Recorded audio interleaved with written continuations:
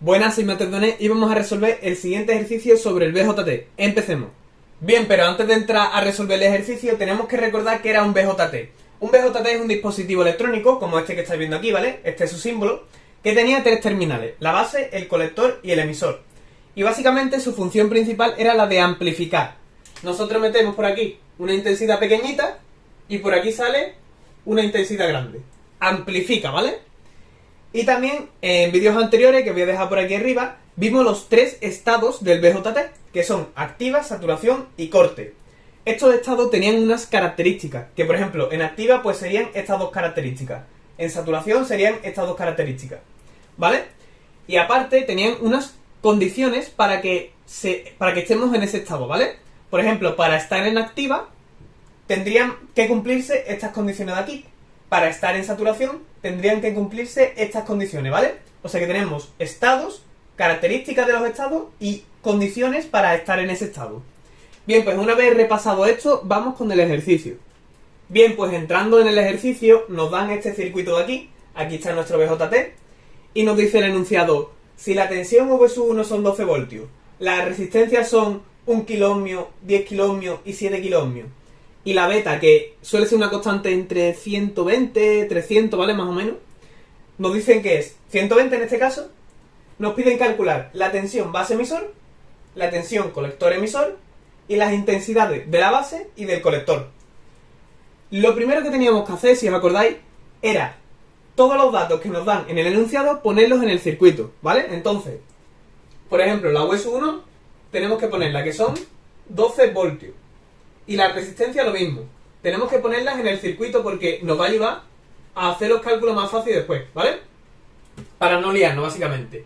Esto sería 1 kiloohmio, esto sería 10 kiloohmios y esa sería 7 kiloohmios. Bien, y una vez puesto estos datos en el circuito, os voy a dar una serie de pasos, ¿vale? Que tenéis que hacer cuando tengáis un BJT en vuestro circuito. Bien, pues el primer paso que teníamos que dar, ¿vale? Si os acordáis de vídeos anteriores, era poner las referencias. Referencias. ¿Qué referencia tenemos que poner? Pues tenemos que poner la referencia de tensión e intensidad de las variables que nos pidan. Por ejemplo, nos están pidiendo tensión base-emisor. Pues ponemos esa referencia en el circuito. Sería esta tensión de aquí, ¿no? Base-emisor. También nos piden la de colector-emisor, que sería esta de aquí. ¿Vale? Simplemente estamos poniendo las referencias. Después nos piden también I sub B y I sub C, ¿vale? Las dos intensidades. Pues I sub B estaría aquí, en ese sentido, I sub B, y I sub C también estaría entrando, ¿vale? En el diodo. En el BJT. Bien, pues esta sería I sub C. Vamos a poner I sub C ahí. Ya tenemos las dos referencias de tensión y las dos referencias de intensidad. Ahora vamos con el segundo paso. Bien, pues el segundo paso es muy importante y si os acordáis, consiste en suponer un estado. ¿Vale? Voy a llamarlo suponer estado. ¿A qué me refiero con suponer estado? Pues si os acordáis, la tablita del principio teníamos tres estados posibles para el BJT: activa, saturación y corte. Pues tenemos que suponer que nuestro BJT, el de nuestro circuito, está en uno de esos tres estados. Por ejemplo, vamos a suponer saturación, ¿vale? Podéis suponer que queráis, pero vamos a suponer saturación. Suponemos saturación. Y ahora, una vez supuesto saturación, tenemos que poner también las dos características principales que ocurrían en el estado que hemos supuesto, en saturación en este caso, ¿no? ¿Cuáles eran las dos características principales de saturación? ¿Qué es lo que pasaba en saturación? Pues si os acordáis de la tabla, ¿vale? La segunda columna, pues lo que pasaba es que la tensión base-emisor en saturación era 0,7 y también la tensión colector-emisor era 0,2. Entonces ya hemos hecho el paso 2, ¿vale? Hemos supuesto un estado, saturación, y hemos sacado las características que caracterizan, ¿vale? Valga la redundancia, ese estado. La tensión base-emisor 0,7 y la colector-emisor 0,2. Ahora vamos al tercer paso. Bien, pues el tercer estado va de la mano con el segundo y consiste en calcular las variables que nos faltan, o calcular variables, ¿vale? Calcular, voy a llamarlo. Calcular. ¿Qué tenemos que calcular? Pues lo que ya he dicho, las variables que nos faltan. ¿Y cuáles son las que nos faltan? Pues a ver, tenemos aquí tensión base-emisor y tenemos tensión colector-emisor. Las que nos faltan son las dos intensidades, la intensidad de la base y la del colector. Pues vamos a calcularla. ¿Cómo la calculamos? Pues simplemente aplicando la ley de Ohm y Kirchhoff en este circuito, ¿vale? Como analizar un circuito normal y corriente. Bien, lo primero que vamos a hacer es que esto, ¿vale? Ya es un dato. Esta tensión es un dato. Y esta otra también. Así que vamos a ponerla como dato. 0,7 aquí y 0,2 aquí, ¿vale? Recordad que lo tenemos como dato. Bien, pues por ejemplo, podríamos empezar a intentar calcular la intensidad de la base, ¿vale? La I sub B. ¿Cómo lo hacemos? Pues a primera vista yo me he dado cuenta de que si hacemos Kirchhoff aquí, ¿vale? Nos va a salir que la tensión de esta resistencia es 0,7. ¿Por qué? Porque simplemente hay dos elementos, la resistencia y la propia tensión de base emisor. Por tanto, la tensión de esta resistencia es 0,7. Y también me he dado cuenta de que si ahora aplicamos Kirchhoff, pero en vez de en esta malla, la aplicamos en esta malla grande, podemos calcular esta tensión, ¿vale? La tensión de esta resistencia. ¿Por qué? Porque tenemos los 12 voltios, tenemos esta resistencia y nos queda esta de aquí. ¿Cuánto vale? Pues sería 12 menos 0,7, que es 11,3. ¿Vale? Simplemente estoy aplicando Kirchhoff. Primero lo he aplicado aquí y después lo he aplicado en un bucle grande, ¿vale? En este de aquí. Bien, y una vez que tenemos las tensiones y las resistencias de las propias resistencias, podríamos aplicar la ley de Ohm para sacar esta intensidad de aquí, que podemos llamar I sub 1, y esta otra de aquí, ¿vale? Que podemos llamar I sub 2. Pues aplicando la ley de Ohm, sacamos que I sub 1 sería igual a 11,3 entre 10K, ¿no? La tensión entre la resistencia. ¿Y cuánto nos sale esto? Pues nos va a salir que esa intensidad I sub 1 es 1,13 miliamperios.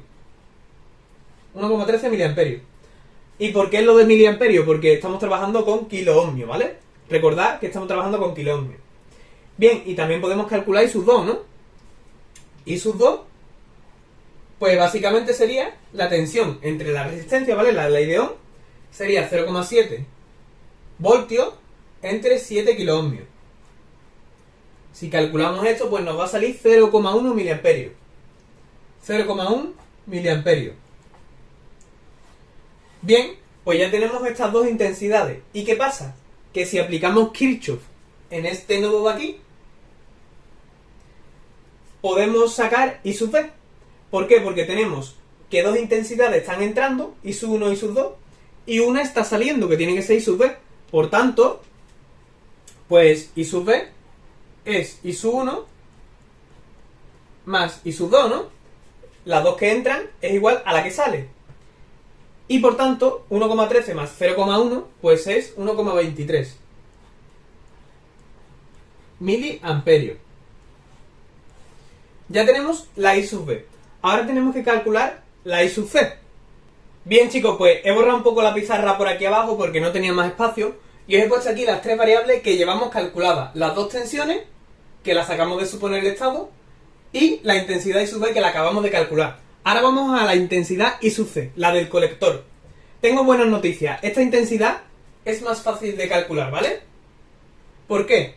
Porque simplemente tenemos que calcular la tensión de esta resistencia y con la ley de Ohm sacar la I sub B, ¿vale? Porque es la misma que pasa por aquí. Bien, pues lo primero que tenemos que hacer es sacar la tensión de la resistencia. ¿Y cómo lo hacemos? Pues simplemente aplicamos Kirchhoff en este bucle de aquí, ¿vale? ¿Por qué? Porque tenemos esta tensión, tenemos esta y nos falta esta. Por tanto, aplicando Kirchhoff podemos calcularla. Bien, a ver, voy a llamarla V sub R, ¿vale? V sub R. Pues V sub R sería, estas dos van en el mismo sentido, esta va en sentido contrario, entonces sería 12 menos 0,2, que es 11,8. 11,8 voltios, ¿vale? Es la tensión que cae aquí. Y ahora con la ley de Ohm podemos calcular I sub C, ¿vale? Porque es la misma, es la que pasa por la resistencia también. Entonces, lo voy a poner aquí por ejemplo, I sub C sería VR, que es 11,8, entre 1 kiloohmio, que es la propia resistencia. ¿Cuánto nos saldría? Pues 11,8 miliamperios, ¿vale? Recordad que son kiloohmios.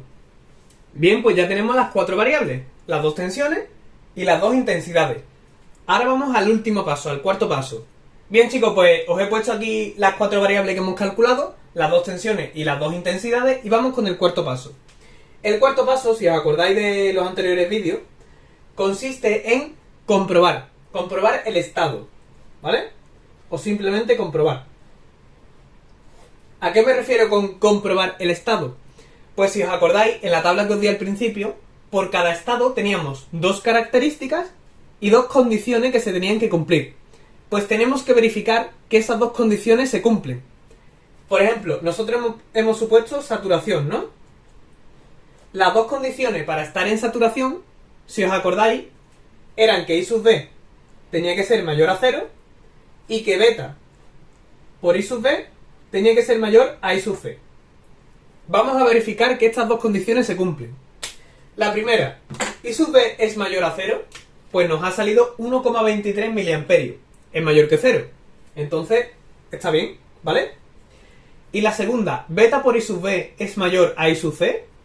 Beta por I sub B, ¿cuánto es? Pues a ver, beta es 120, I sub B es 1,23. Vamos a calcularlo. 120 por 1,23 da concretamente 147 aproximadamente, ¿vale? 147. ¿Y I sub C cuánto vale? Vale 11,8.